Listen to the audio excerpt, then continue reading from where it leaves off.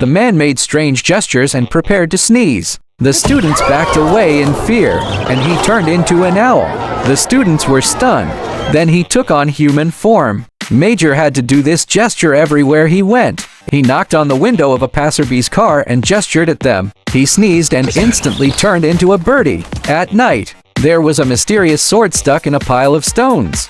He pulled the sword out and sneaked it into his school bag. At 1 o'clock in the morning, a strange light emanated from the door. Joe opened his eyes. When he opened the curtains, he saw a monster coming out of the ground. Joe was startled. The monster came upstairs looking for him. Joe decided to close the door. At that moment, the sword in the closet glowed. He took out his sword to fight. The monster kicked the door open and slashed at him.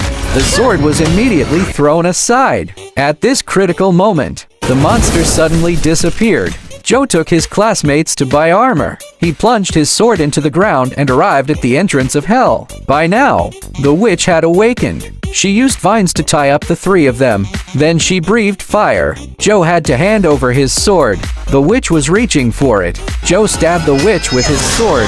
The witch fell into the abyss. The next day, Joe opened the window, and Major flew in and told them the witch was still alive. And then Joe, dressed in his armor, he called on the students to join him in defending the planet. The students were so amused, no one joined in. Luckily, Major found the principal and convinced them. Then darkness fell over the school. Undead warriors emerged from the ground. At the word of command, countless undead ran towards the school. The students put on their helmets and used their cars to fend off the first wave of monsters. The monsters ran into the school building. The students pulled up the ropes. The monsters tripped and fell to the ground one after another, under the various traps. The monsters also suffered heavy casualties. The witch evolved to her final form and started to spread her evil in the city. David aimed and threw a bench at the witch's tail. Then David yanked on it. The other two jumped. The three of them locked onto the witch's tail, but the witch was too strong.